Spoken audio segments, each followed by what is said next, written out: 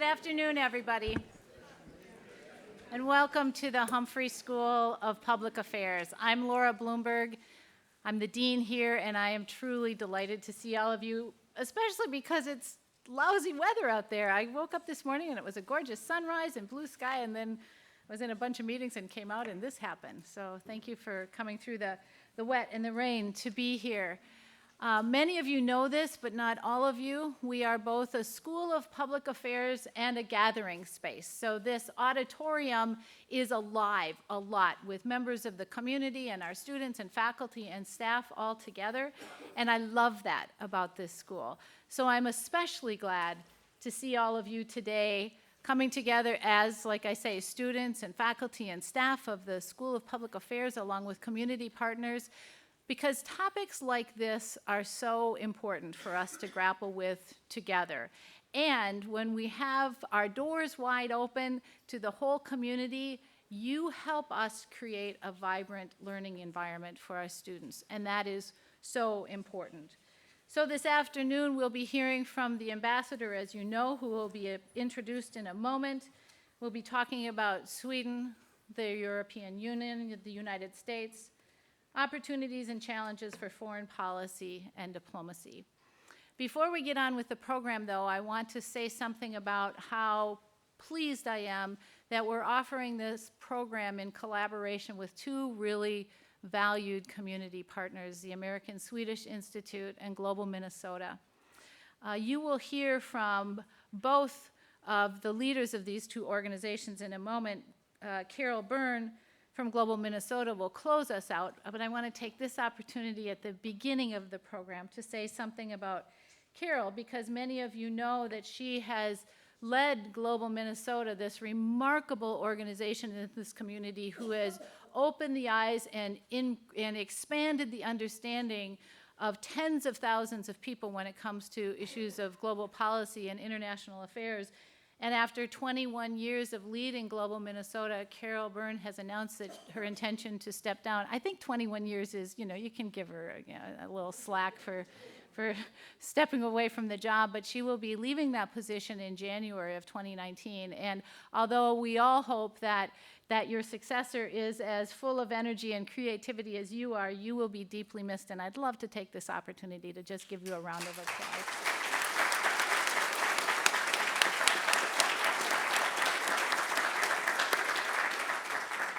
As I said, you will hear from Carol later in the program.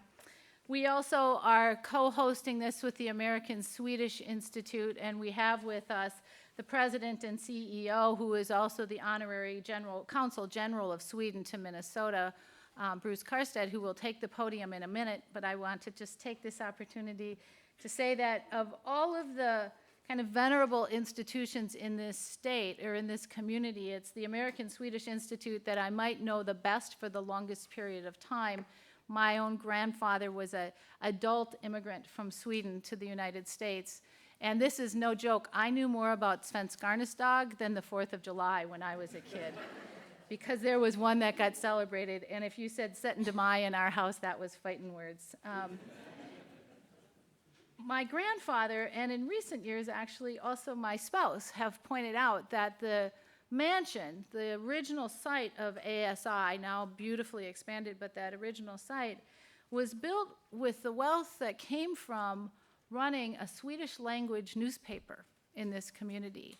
And my grandfather spoke very little English and didn't really want to have to speak any English at all, but was proud to be here and had some opinions about how this community welcomes immigrants and allows them to find and pursue the American dream in their own way. And I think about that a lot. I think about my grandfather a lot in this day and age when we think about immigrants in this community. And I think about it when I see that beautiful mansion at the American Swedish Institute and realize that there were people like my grandfather who never quite learned the language, maybe didn't fully learn the culture, but raised great kids, and I'm pretty proud of him today. So I wanted to tell you that about my relationship with the ASI. So Bruce, who I consider a friend and a colleague, has led that organization for a number of years. He has served as the honorary consul Sweden to Minnesota for a number of years, and he will introduce the ambassador Following the ambassador's talk, we will invite Professor Mary Curtin and Professor Christina Ewig, two faculty members from the Humphrey School. One with Mary has a particular focus on global public policy, and Christina has a particular focus on global policy and gender and public policy. Will join the ambassador on stage for a question and answer period. So that's the flow of the afternoon. And with that, again, welcome, and please join me in welcoming to the podium Bruce Karsten.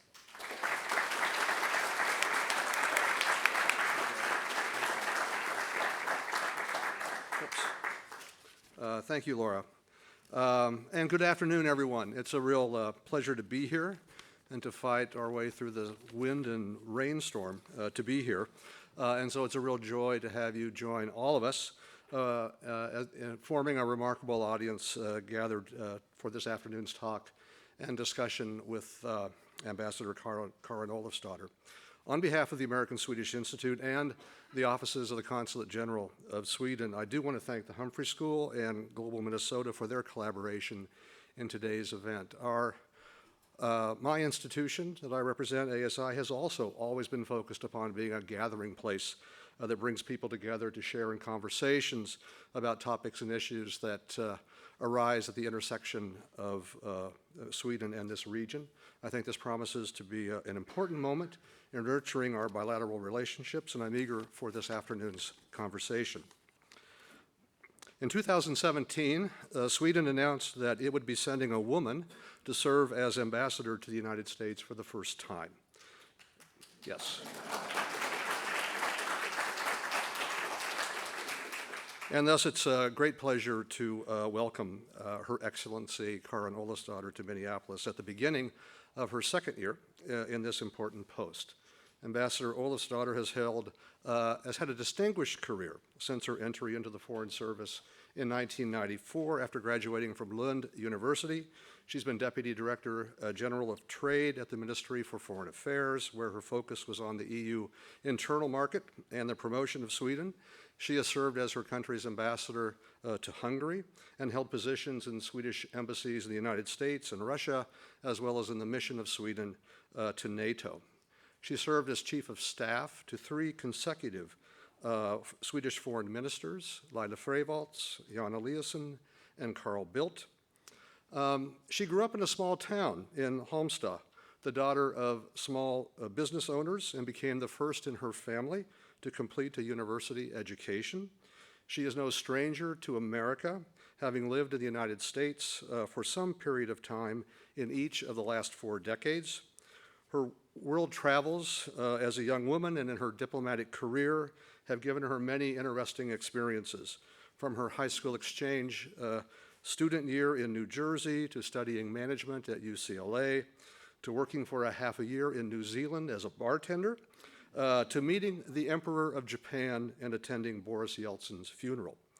I think that's an incredible range of experiences which she has shared in part with her husband, Martin Bengtsson, who is here today, and her 2 children. I find Karin to be an incredibly insightful and bold person, and I admire that she's lived and raised a family across many borders and traveled the world to promote a country that she loves and its cultural and political values, all the while enjoying life, contributing her considerable skills to the betterment of the global community, and at the same time countering such stereotypes as the commonly held notion that all Swedes are blonde and tall. Ambassador Olofsdotter is here in 2018, which marks the 200th anniversary of diplomatic relations between Sweden and the US. We're very eager to hear her reflections on our 2 countries as we navigate these challenging times. So would you please join me in welcoming Sweden's Ambassador, Karin Olofsdotter.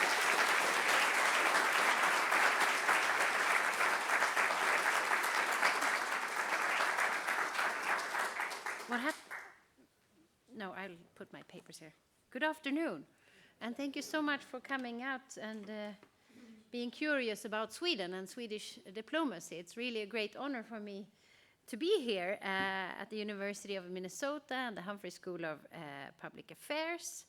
And thanks to Dean Laura Bloomberg. I know this is one of your opening events for the fall. So I'm honored to be one of the first speakers here, of course. And it's great to be in Minnesota. It feels like everyone has a Swedish background. We just came from Gustavus Adolphus College and talked to students, and I was, so how many has Swedish heritage? And I think 80–90% raised their hand. So that's really fantastic, and I think gives us a very special bond to this region of the country. I have been here once before, but that was when I was Deputy Ambassador in Washington 10 years ago, so it's really great to be back. Haven't seen that much yet of the Twin Cities, but hope to see more the coming days when we are here. So I thought I'll start a bit about talking about Swedish-American or Swedish US relations and a little bit about the Swedish economic model. I can say a few words about our elections that we just had, if anyone is curious. And of course, our foreign policy, including our feminist foreign policy. Well, maybe I'll start briefly just about the elections. We do have a government in Sweden, a caretaker government right now. We have had elections on the 9th of September. Extremely tight race between the two political blocs, the Conservative bloc and the Social Democratic Left and Green bloc. So right now it's unclear who will actually be the next Prime Minister of Sweden. Parliament gathers for the first time on September 24, and after that it's supposed to have a vote on who will be our next Prime Minister. So it is right now unclear who that will be, but we as an embassy of course operate under the present government of Sweden.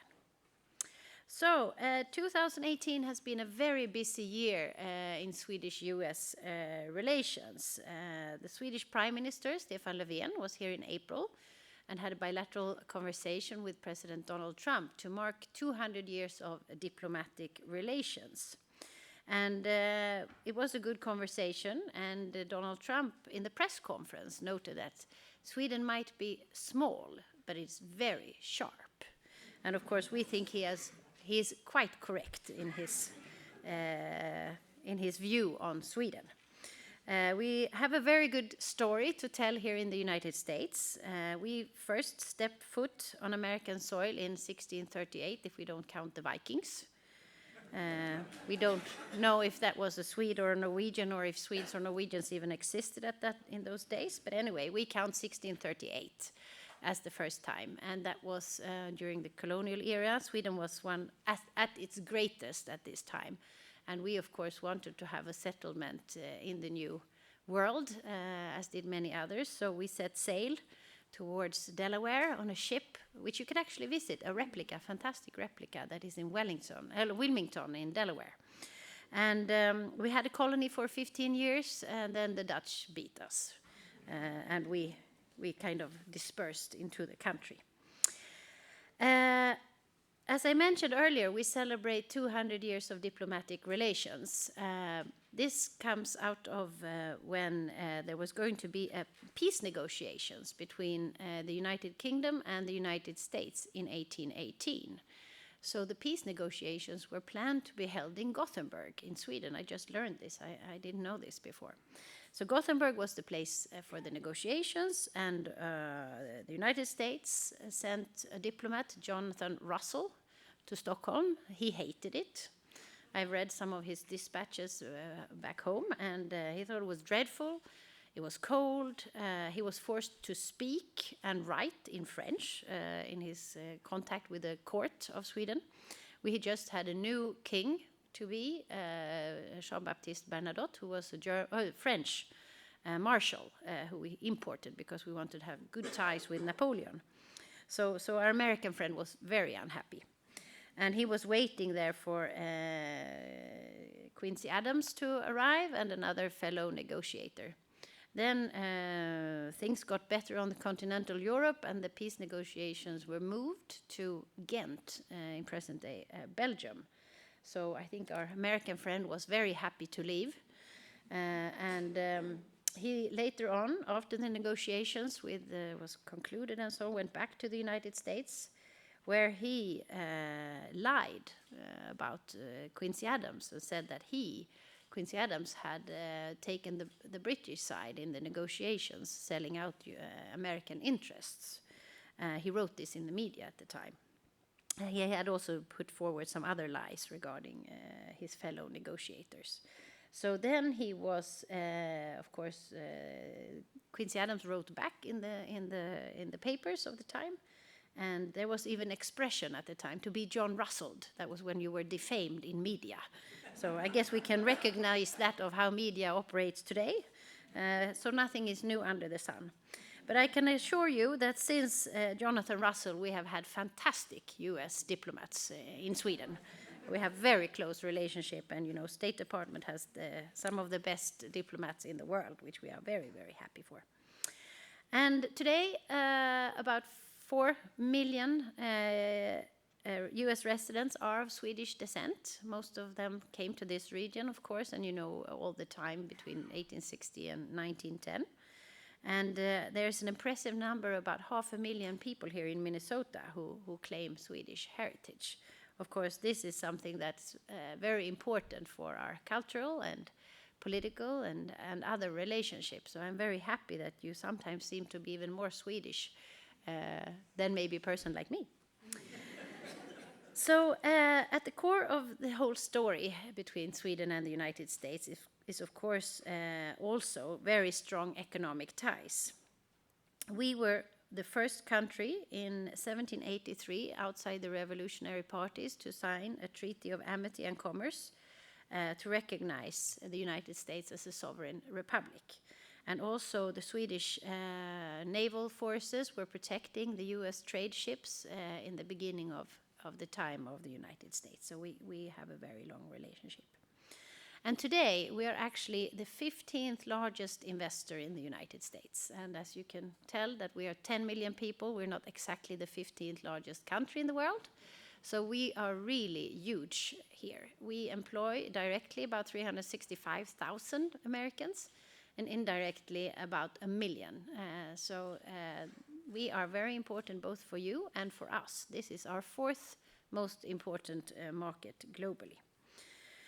So given then the economic success of Sweden, and many ask me how this is done. We are fairly small, but 45 to 50% of our GDP comes from trade with other nations. We have lots of multinational companies, as you might know, and all of them are here in the United States. How is this possible? Well, it first of all comes out of very good inventions about 100 or 120 years ago that are still the ones we are living off. The companies like Ericsson, ABB, and others who are really long-time companies. And our economy is growing strongly with unemployment trending downward. And we have one of the highest living standards in the world.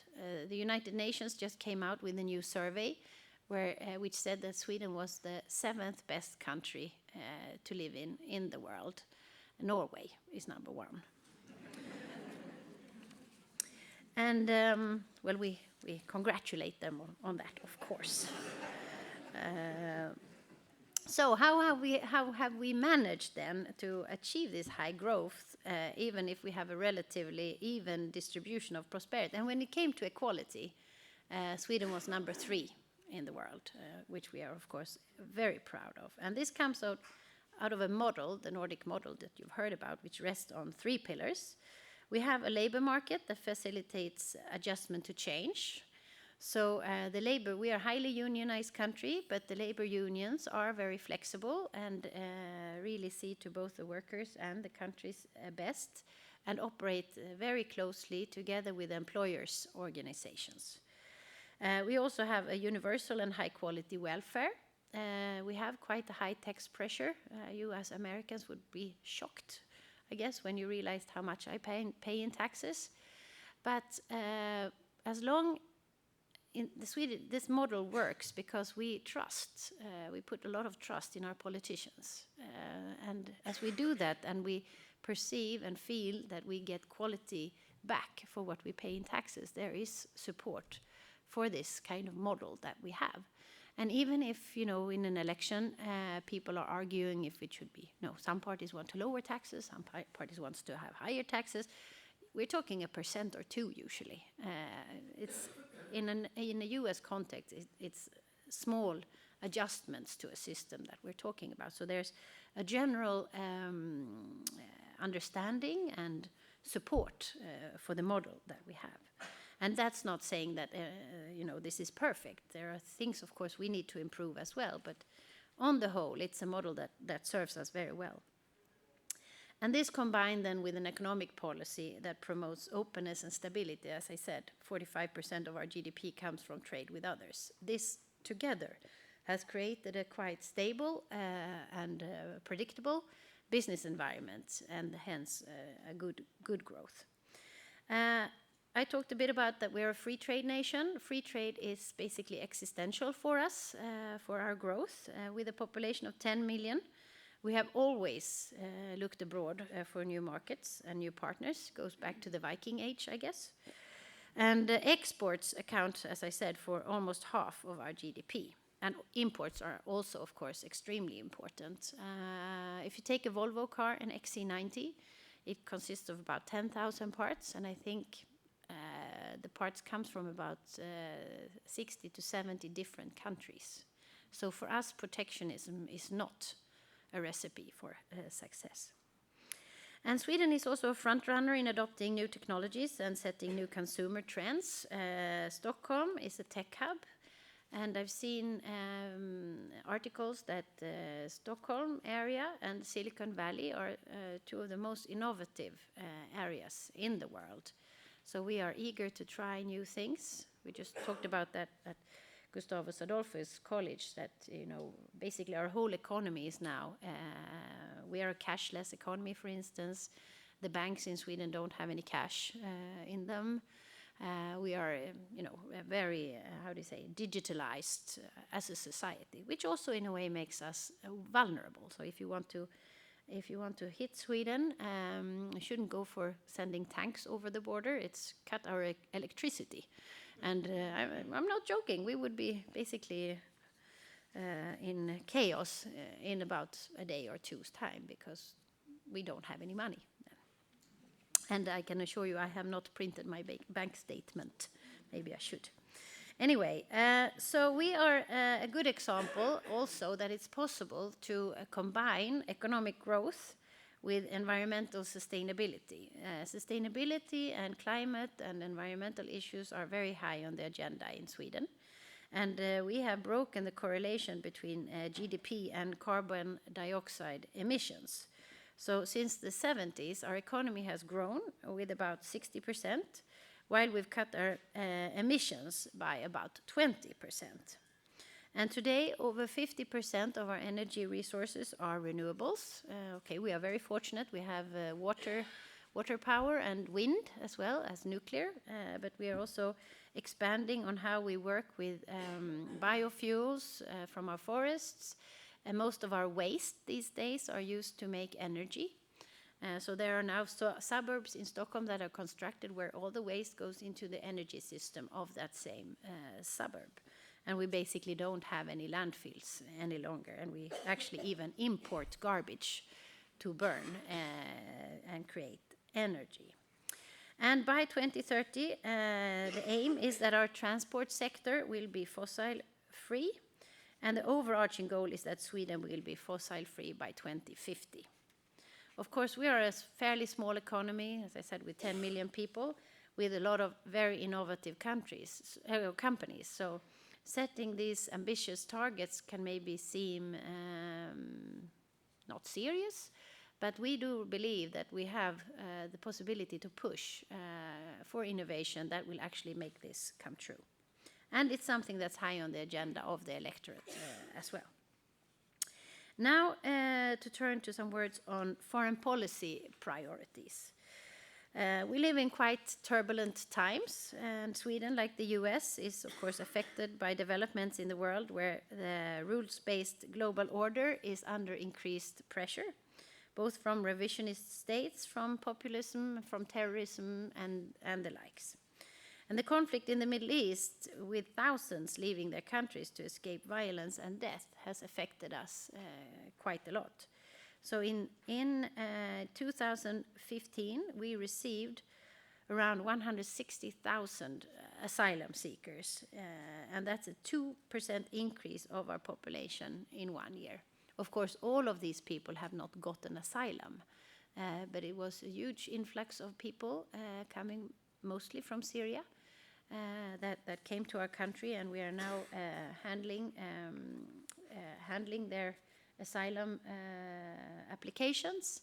And the ones who get to stay, try to get them out into the labor market and integrating them as quickly as possible. And this is, of course, not without challenges, as you might have read in the media. The security situation in Sweden's neighborhood has deteriorated. If we look at our eastern flank, where we have Russia, we see an increasingly aggressive Russia. That has violated international law and global norms. When Crimea was annexed a couple of years ago, also attack on Georgia in 2008, and cyber attack on Estonia earlier. So this is, of course, something that builds tension in our region and is very worrying for us. And we build security together with others. We have chosen not to be a member of NATO, and that comes out of a long time view of that it's best that we are militarily non-aligned, but we are an enhanced partner to NATO. So Sweden and Finland are the closest cooperating partners to NATO without being members. And although we have a deep and comprehensive partnership in place, our current government has made it clear that a full membership is off the table during its term of office. Now, as I said, we've just had elections. The four parties on the conservative side all have said that they would like us to join NATO, but no one has put it forward as something that they would go for in the close near time, because still only about 40% of the population support future NATO membership. And of course, we prioritize working for a strong European Union. The EU has brought many benefits from the free flow of goods, services, capital, and people, and created a community of values. I know that sometimes the European Union is questioned on this side of the Atlantic, and I think many times, to be frank, that it comes also of not maybe knowing so much of how the European Union functions. It basically functions like a lighter version of the United States, with independent states with their own responsibilities, but then some responsibility lifted to a kind of common level. Of course, the European Union, just like many other areas, have problems and challenges, but we still think that this is, for us, one of the most important decisions we've taken to join the Union, because we have to remember that the EU originates as a peace project, and since the Second World War, the combination or joining of the economies between the European states have led to that we haven't had wars between those states since then. Of course, we are worried about Brexit. We would, of course, have liked the United Kingdom to stay in the Union. The United Kingdom is, first of all, a very important ally for Sweden. We are like-minded in very many issues, but also it's a large trading partner for us, and we are culturally close. About 100,000 Swedes live in London, for instance. So we really hope that we can come to an agreement with the United Kingdom that will make it possible to have good cooperation and continue to trade. So we are eagerly looking forward to the negotiations in Brussels on how that will look.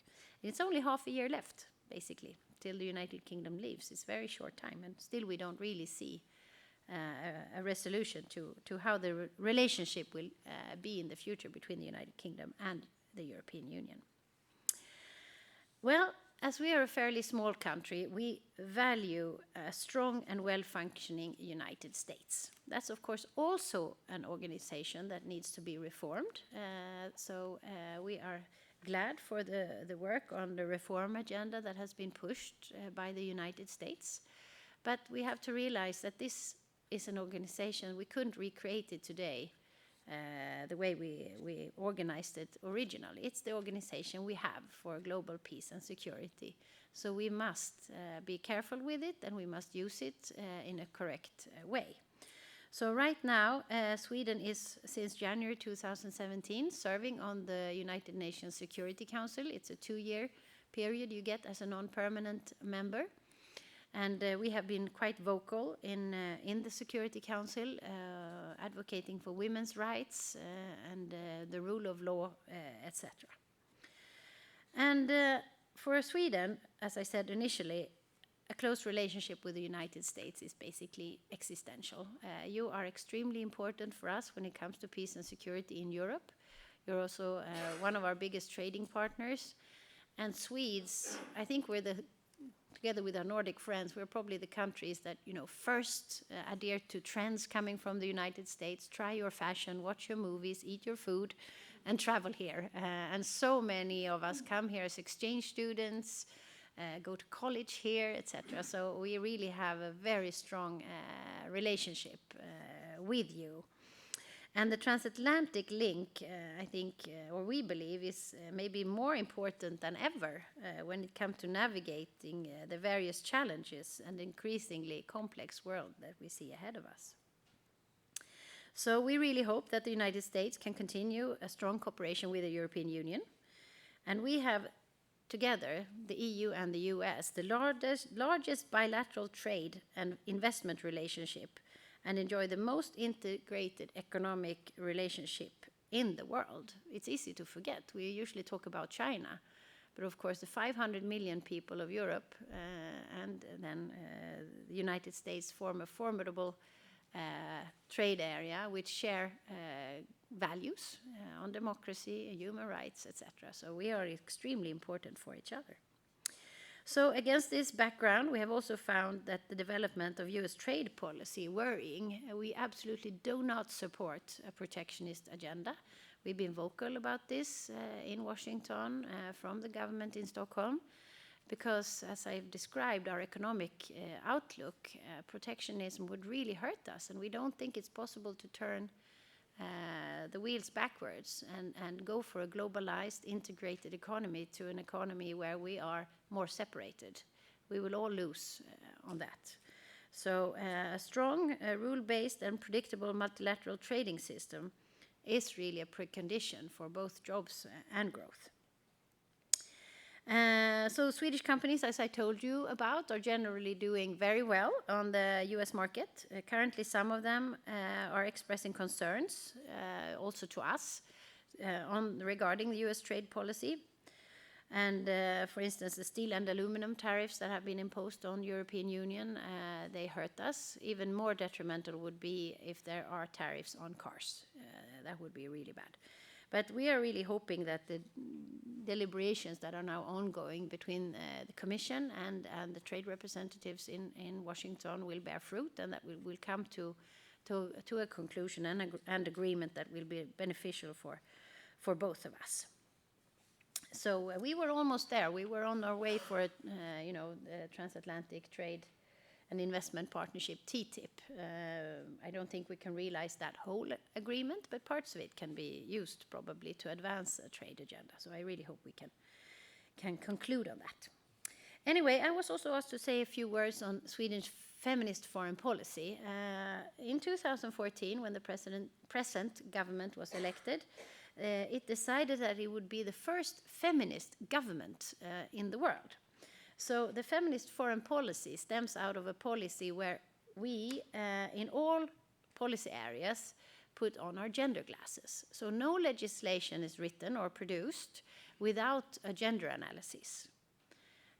So it's not only what impact the legislation can have for women, but also for men. And a lot of legislation has no impact at all. It doesn't matter.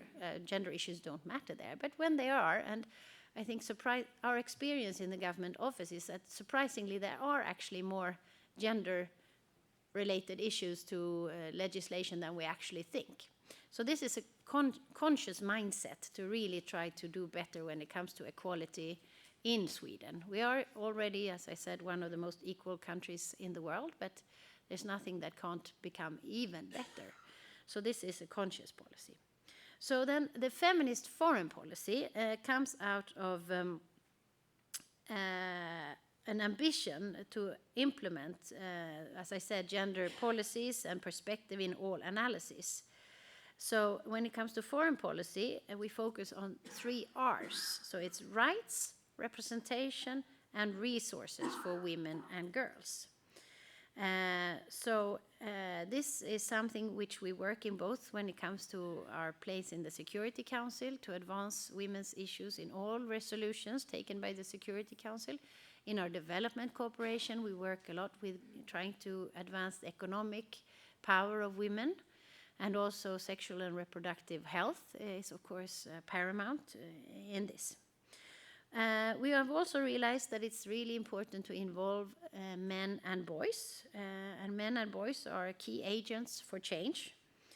And gender equality is beneficial for men and boys as well. So children all over the world would benefit from having more engaged and active fathers, we believed. And I also believe that it would actually make men a lot happier too.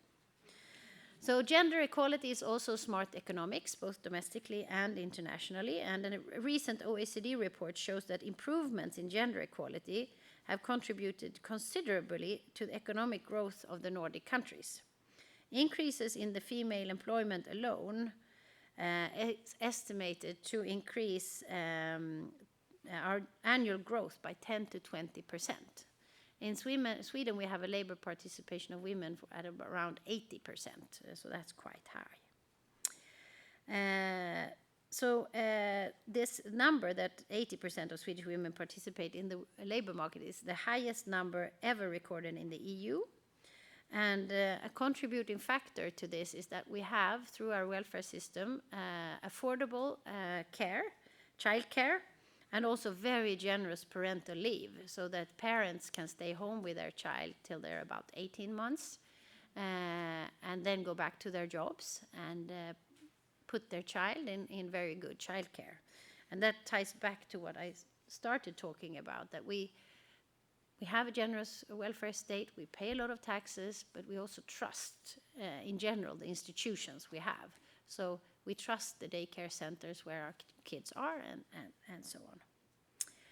And also when it comes to Swedish companies, research has shown that companies with a high degree of diversity are more profitable as well. And we don't think that the private sector can afford to exclude talent of half of the world's population. And IKEA, as I'm sure many of you have visited, is a great example of this. I visited, as one of my last tasks, when I was Director General for Trade back in Stockholm before coming here, I visited Mumbai in India, inaugurating or groundbreaking ceremony of a new IKEA warehouse, the only one in a city of 25 million people. You can imagine what it would be like there on the opening day of that warehouse. Anyway, if you think it's crowded now at IKEA. Anyway, so IKEA has a policy that half of their employees must be women or men, I mean half-half. And also so in India. So they couldn't open a store until they got actually the provincial government to change the legislation, allowing women to work later than 6 o'clock in the evening. And they got that change of legislation by also promising that IKEA would take care of the women so that they got home safely after they ended their shifts at night. So I think also global corporations can have a magnificent role to play when it comes to changing these kinds of issues. So I will stop there and look forward to a discussion with you. It's fantastic to be here, and I'm again so honored and proud to be here, and for all the things that you do for the Swedish US relationship, especially those of you who have Swedish heritage. So thank you so much.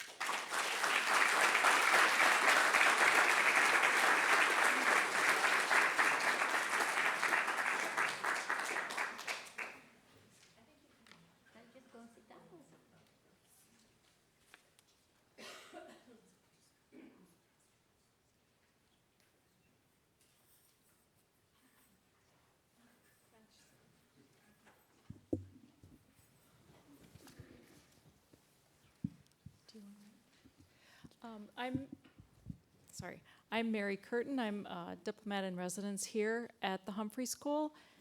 And I'm Christina Ewig, Professor of Public Affairs and Director of the Center on Women, Gender, and Public Policy here at the Humphrey School.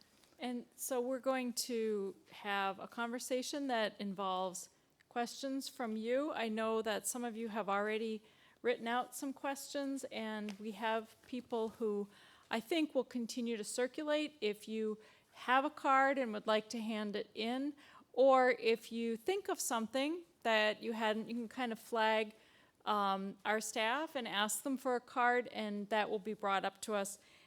Depending on the amount of time, we'll try to get to as many questions as we can. So thank you again for being here. I will tell you that we already have a couple of questions that regard Sweden's relationship with Russia. And you mentioned Russia, you mentioned Russia a bit in your speech. And so we have both a general question asking if you could speak a little bit more about Russia and the EU response to Russia's actions in Ukraine and other places. And then also whether or not Sweden experienced any Russian interference in its recent elections. Right. Well, thank you very much. Well, through history, we have had, you get your neighbors. We have always been, can you hear me? Yes. Russia has always been our neighbor. We tried to conquer it. We sent Charles XII thought he should conquer Russia. He, of course, failed at the Battle of Poltava. So we've had both very good relationships with Russia over the times, but also complicated relationships. And of course, after the fall of the Soviet Union, I served in Moscow at the time.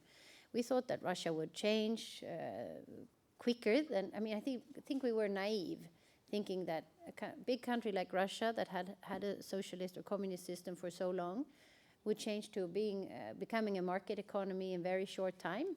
And of course, there were many hardships for Russian people in that transformative period. Maybe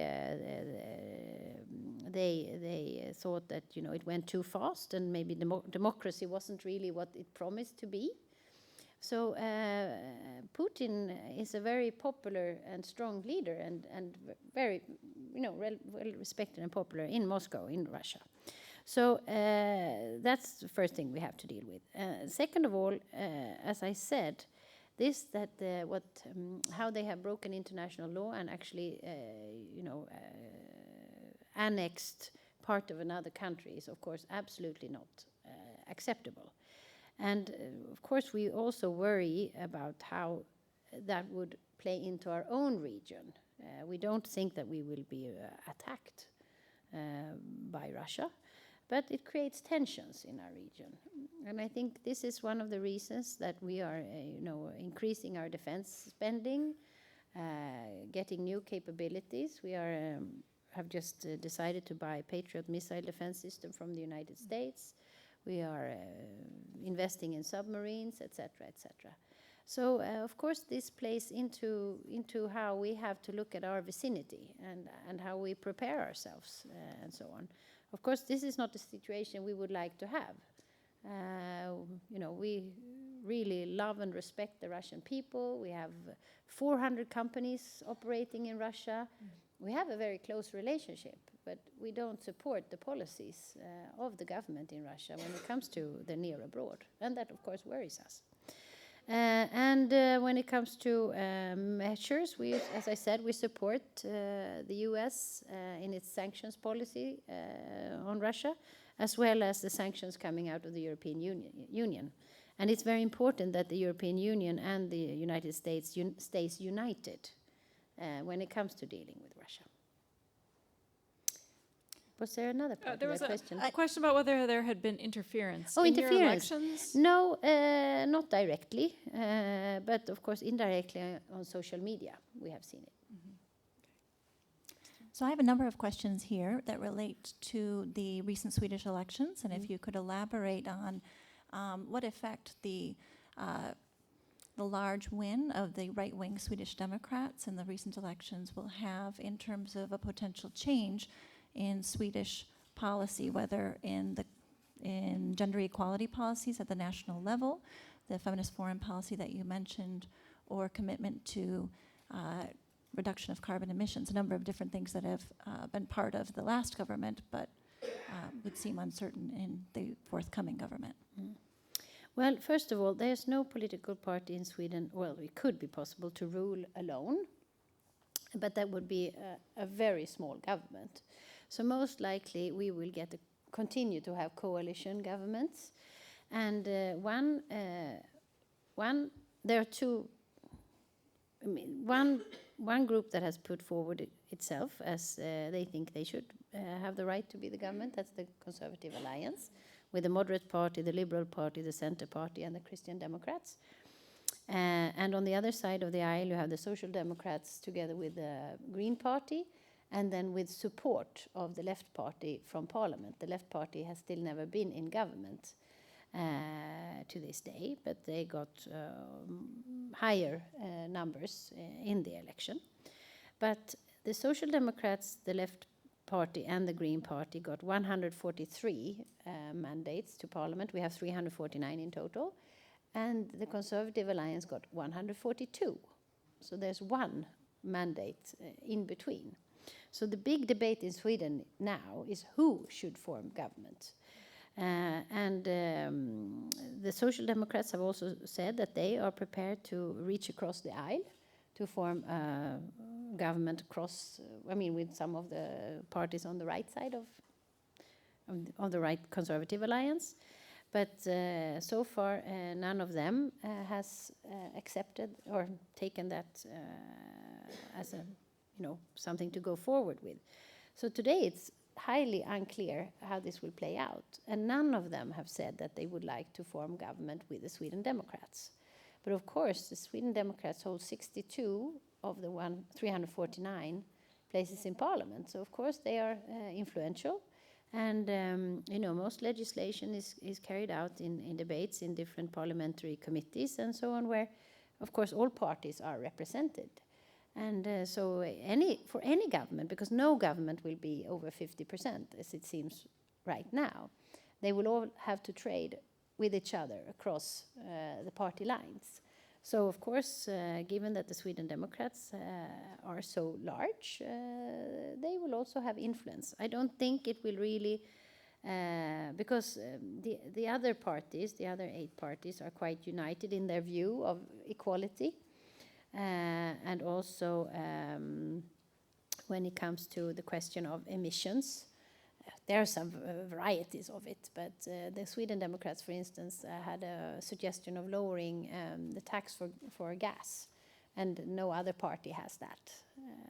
So, of course, as it is a democracy, there are many parties in Parliament, and no one has over 50%. You have to trade, cow trade, we call it, across the aisles of the government. So it's hard to say how this will play out. Okay, thank you. This past weekend, you may or may not know, there was an event at Augsburg University just down the street. So you're saying that the Norwegians were here before you, but so they hold an event called the Nobel Peace Prize Forum, in which they invite Nobel Peace Prize, and I suspect members of this audience may have been there. On Saturday morning, Beatrice Finn of the International Campaign to Abolish Nuclear Weapons spoke to quite a large audience and spoke about her hope that the Swedish government would ratify the convention against nuclear weapons, which she was instrumental in pressing for. And so I was wondering if you could speak a little bit about the position of the Swedish government. I know the United States government opposes it and has no plans to sign, but could you speak a little bit about that? Thanks. Yes, there was a discussion. We voted yes for that, English slips my mind, resolution in New York. But then we haven't decided if we will actually sign it or not. And we have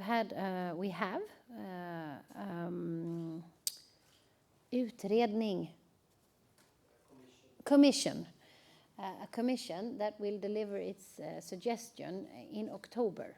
So a Swedish government committee. Commission That's okay. looking into this. What would be the benefits of signing? What would be the negative consequences of signing, and with a recommendation? And that has not been presented yet.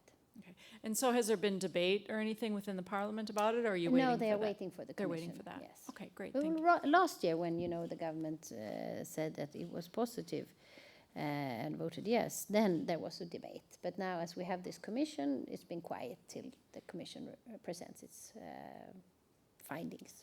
Okay, thank you. Okay. If you could speak more about Sweden's feminist foreign policy in relation to bilateral relationships, and whether or not in your work as an ambassador and in our relationship with Sweden, the US-Swedish relationship, to what degree that approach may play a role. It's clear that it plays an important role in the UN context, but does it play a role in a bilateral context?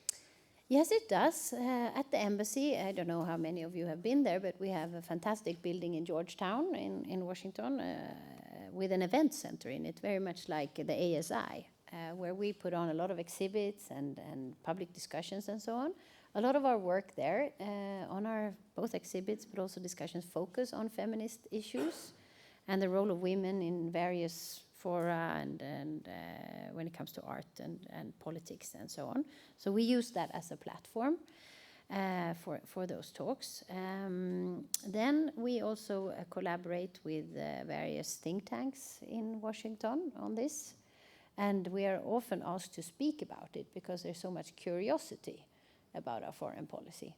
Then when it comes to working together with the United States, previously we had quite a large cooperation with the United States on sexual and reproductive health globally on development cooperation.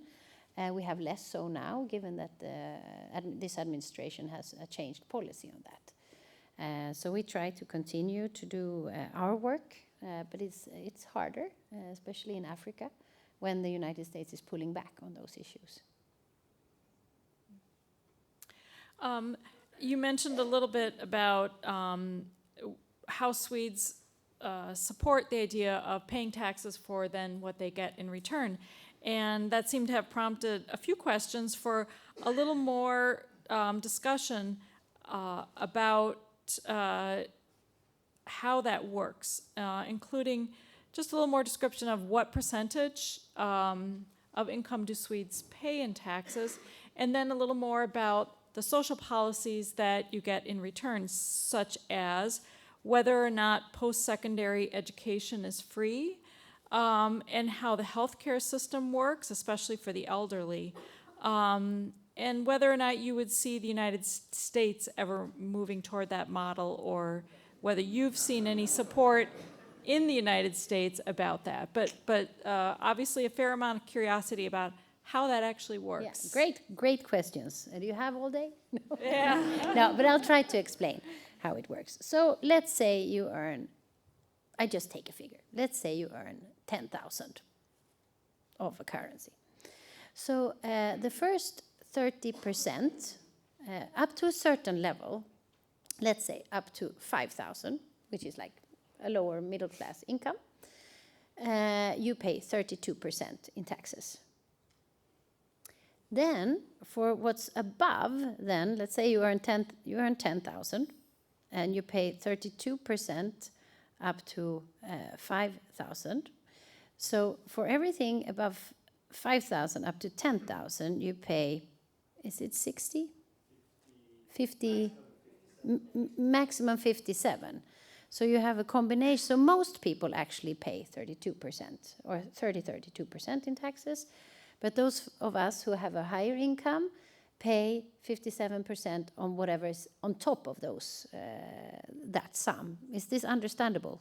Mm-hmm. Okay, you're with me. Good. So that's the first. Then, let's say I earn 10,000. Then my employer pays an employer's fee. It's not a tax, it's a fee. And we can debate the difference on fee and tax of another 28%. So if I earn 10,000, I am taxed on that, then I cost the employer 12,800. So the 28% on top of the 10,000, that goes mainly to pension funds, and so putting off to my pension, and the rest goes, the taxes I pay go to, you know, everything from roads to schools to healthcare, defense, you know, everything that a society provides. But what's different then with us is that, okay, we pay a lot of taxes, but then, for instance, childcare. If you have a child, like we have 2 children, we were home with them for 1.5 years, and the maternity and paternity payment gets very tricky as well. Up to a certain income, let's say the 5,000, you get 80% of that, which is then taxed when you're on parental leave. So you have less money in your pocket when you're on parental leave, but it's still okay for most people too. It's not a big difference, not a huge difference. For instance, me, who works for the government, and for a lot of large corporations, they actually pay 90% of your salary.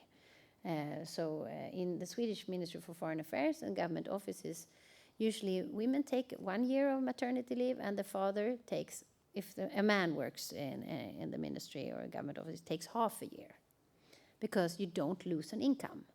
So there's a man, for instance, in the government office who do not take parental leave at least half a year is looked upon with suspicion, because it's not a responsible person. Because if you don't lose an income, why should you not be home with your child if you can?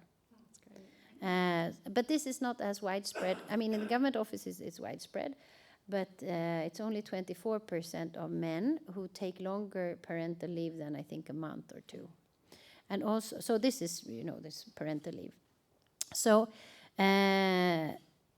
post-secondary education is paid over our tax system. So the university is paid for, but your living expenses is not paid for. So usually what we do in Sweden is we take a student loan that's actually coming out of the state, of the government. You borrow, and then you pay back 4% of your yearly income till you've paid off the loan. So it's fair. Healthcare is also included in. I mean, we always say it's for free, but nothing is for free. We pay taxes for it. But that's also for free. We have one of the best healthcare systems in the world. We pay 10% of GDP for our healthcare. You pay in the United States 18% of GDP, and we live 3 years longer than you do. So I think you have a bad deal, if I'm going to be very frank. But every country is different. But so of course we have problems with our healthcare system, just as anyone else. But the results of our healthcare is very good. But then for instance, now in the election, there's been a long debate about the waiting lines to get care. You might have to wait, if you're elderly, have to wait quite long for a hip operation. It's said that you should, within 3 months, get treatment, but maybe you have to wait 4 or 5 months for a hip operation, etc. It also depends on where you live in the country. If you live in the northern part of the country, where we have a very hard time attracting doctors and nurses, we don't live up to the promise of getting healthcare within, or getting treatment within 3 months. There it's only 56% I saw. Well, that's details. So, you know, I think every country has its way of organizing its government and its tax system and its common affairs. So I think it's hard to duplicate, because, you know, we are different when it comes to ideology, etc. But every country has to find its most efficient way of delivering this. And I mean, my personal thinking is that it would be hard to totally change a healthcare system to be like ours in such a big country as the United States. Maybe it's not even desirable. For some states, there have been discussions if they should go over to a single-payer plan. And of course, presidential candidate Bernie Sanders, for the Democrat Party, talked a lot about this. but personally, it's hard to have a view on it. It works for us. Then everyone is different. But I do think you pay a lot for your healthcare. So I have a question here about carbon emissions. And so following up on your comments about the Swedish success in reducing carbon emissions and your goals for the future. So this individual asks, how do you calculate into that the components that are manufactured globally? So if Volvo, for example, has parts that are made in 60 to 70 countries, does that go into your calculation of reduced carbon emissions? Oh, I actually have to ask for help from my friends. But what we do within the European Union is emissions trading. So you can, there are emission rights that are traded. Most Swedish companies are very environmentally friendly and work a lot with this. So, because if they are caught, or it's clear that they are, violating labor laws or too much emissions, etc., then their customers in Sweden will be extremely upset, and that will affect them, so to speak. So there is this kind of stigma around it. But I have to ask my colleagues, how do we do this? Do you know, Björn? The emissions numbers you were given, they were actually referring to Swedish emissions, so it's Yes. not calculated there. But of course, we encourage our companies to be active, and it's actually smart economics for them to be there as well. Yeah. And then we have part of our development aid is also going to the sector, to the environmental sector. Yes. As well. So that's also part of this. So, for instance, we are partnering with the United States on a huge energy program in Africa called Power Africa. But the Swedish money goes into energy efficiency and fossil-free developments. So that's how we also try to steer with our development cooperation money.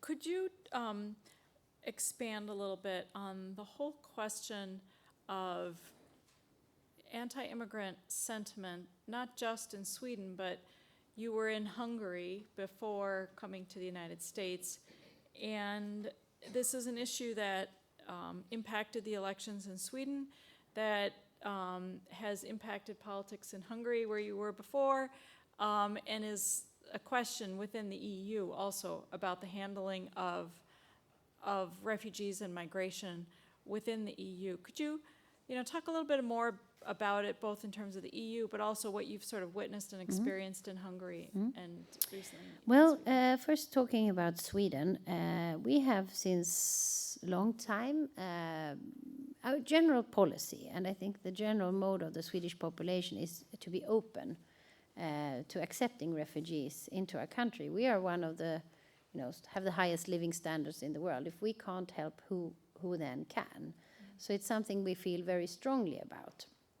So we've always had a generous refugee policy, helping out people in need.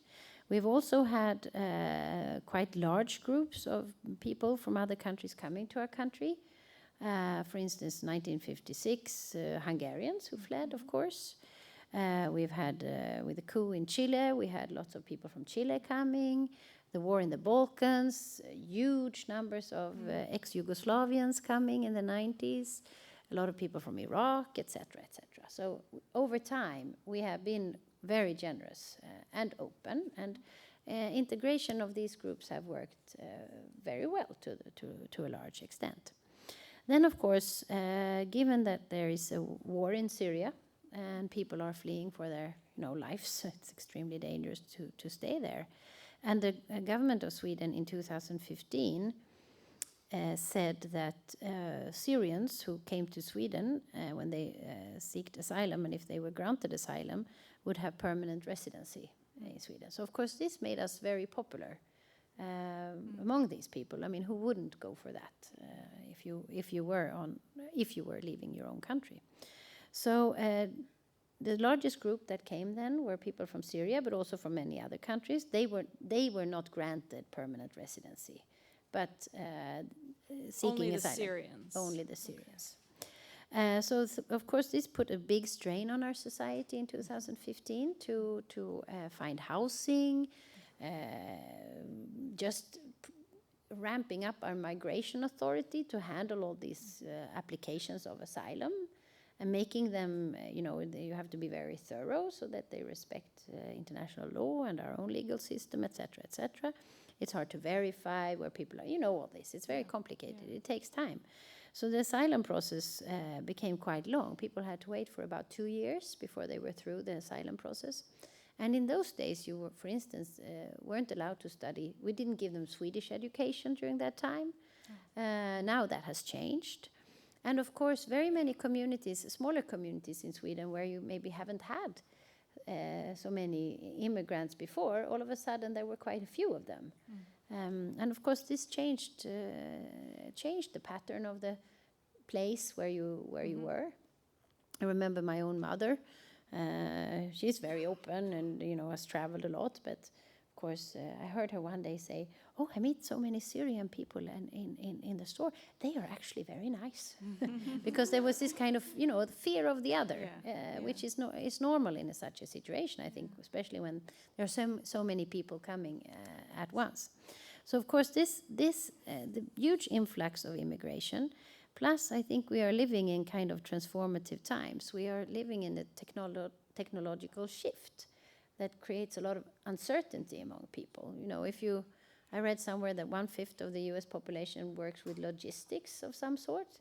And if all you read in the papers are about self-driving cars and all this, it creates kind of an anxiety of what will we be needed tomorrow? What will my role be tomorrow? And then you have, all these people coming, and it creates uncertainty, and maybe you want to go back to how your life was before, etc., etc. So there are many reasons for these kinds of parties, I think, being on the rise in Europe, because we are in a transformative time. Plus then with anxiety about Russia, the war in the Middle East, etc. So, and a lot of Afghani refugees as well coming or seeking asylum. So all this together creates this kind of tension, I think, in our societies, which all political parties are trying to handle somehow. And the Sweden Democrats have gotten a large support for their policies. Well, we talked about how it would implicate the elections in Sweden, but yes, a lot of the discussions in the election campaigns were about immigration and integration. And what about your experience in Hungary? Because you would have been there when this But that was issue before the refugee crisis. Oh, you were there before the refugee It started a bit, and and also, the countries on the outskirts of the European Union are kind of responsible for the outer borders, and the Hungarians then put up fences, etc., and have also declared that they are not prepared to take refugees. They have taken a few, but we would like them to take more, and some other countries to take more, because we really need to share the burden to help as many people as possible. And so within the EU, this is still kind of at an impasse, right? Where some countries want countries like, say, Poland or Hungary to take more, and they don't want to. Yes. No, so this is, of course, showing a kind of, there are different views within the European Union that create some tension. I know that Hungary will be discussed on the European Council, or meeting of heads of state and government, coming up this weekend, I believe. I don't know how that will go, but... So I have a number of questions that I'll bundle together that relate to China. The first is broad, and that is whether or not Sweden has any concerns about China as it becomes a major economic global power. Related to that is whether the trade relations that are playing out now between the US and China are any cause for concern for Swedish economic policy. And finally, whether there are any levers that the EU or Sweden and the United States might use to address China's human rights record.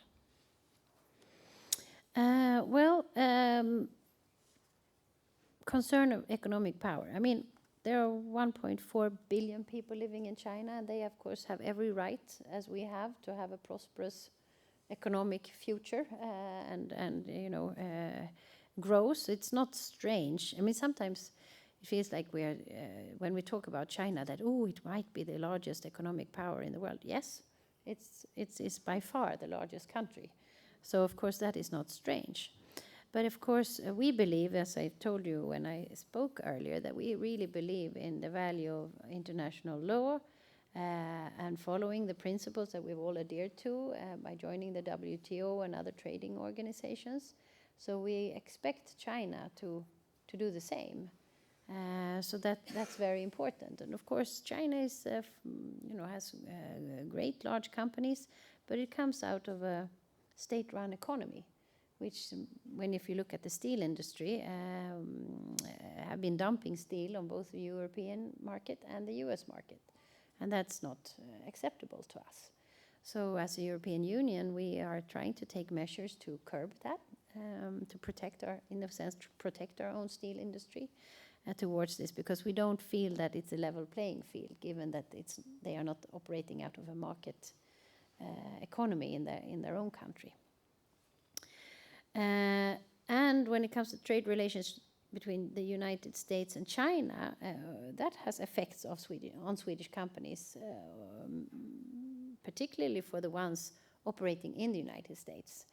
As I said, we create 365,000 jobs here. I've talked to some companies that say that they have to, make layoffs already because of the tariffs on China.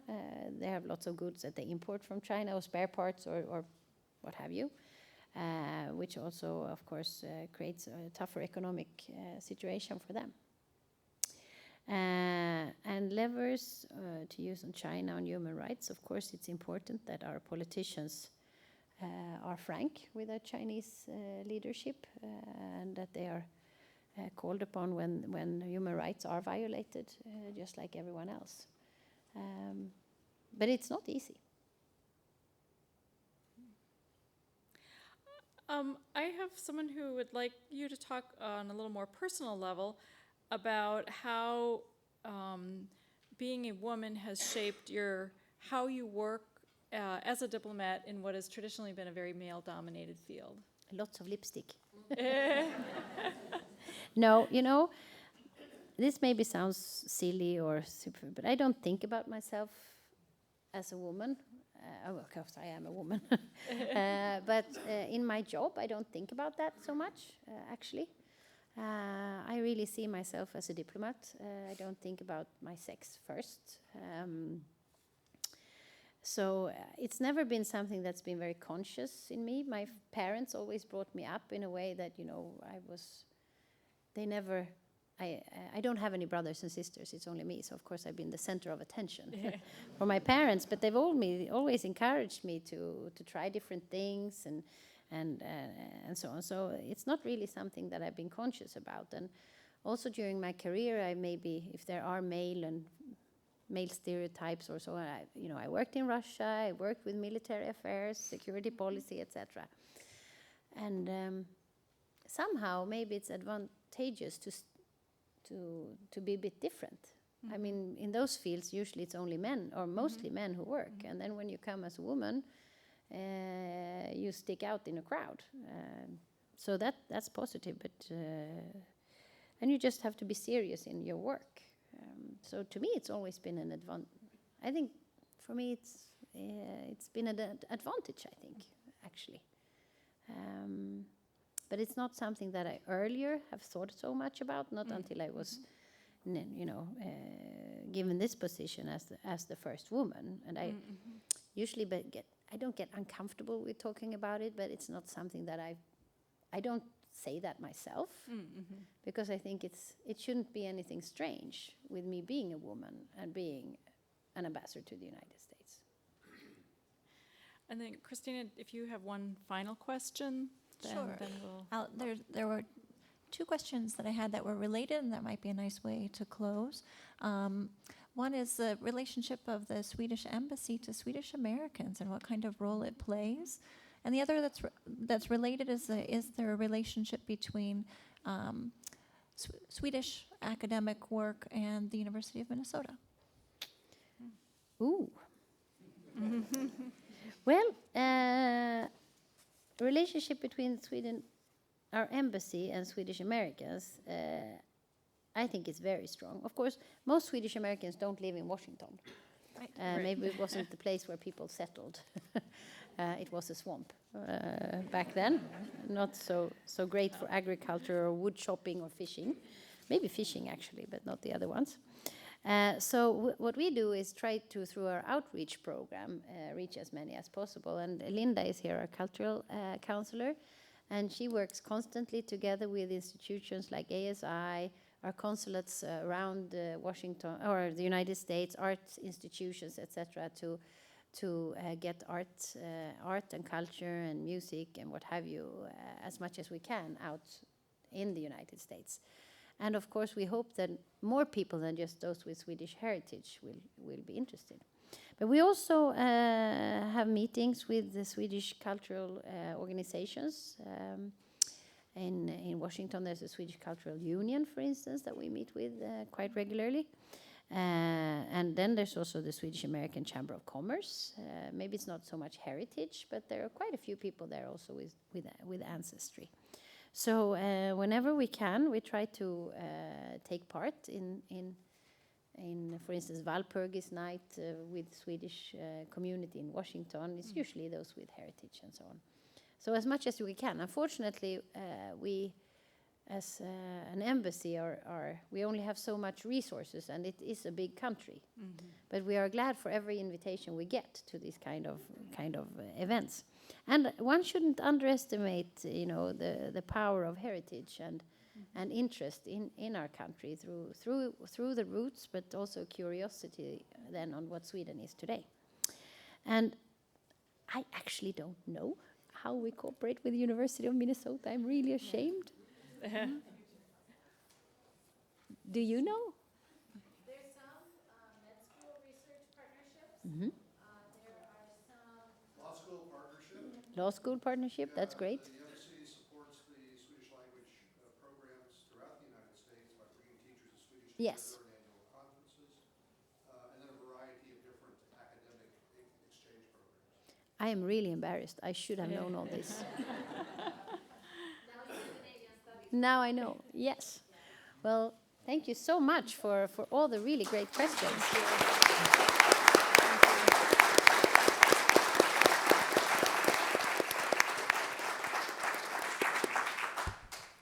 Ambassador Olofsdotter, in Minnesota we can say, tack så jättemycket. But on behalf of all of us here, I want to thank you so much. As you had said, Sweden might be a small country of 10 million people, but in many ways, you are a huge giant when it comes to gender equality, human rights, issues on healthcare and education. And so we have so much that we can learn from you, and so it's been just a great honor to host you here. So I want to also just, and I'm Carol Engebretsen-Byrne. So I want to thank you so much from Global Minnesota. But it was also just such a pleasure to partner with our wonderful partners from the Humphrey School, Dean Laura Bloomberg, and of course, Bruce Karsten, President and CEO of the American Swedish Institute. And we're sort of like a coalition. We're a great collaboration here in Minnesota, and we partner often. I also just want to thank you so much for your remarks on U.S.-Swedish relations. 200 years, that's a lot to celebrate. But also it was really refreshing to hear all about the feminist foreign policy as well, which is great both for all of us, men and women.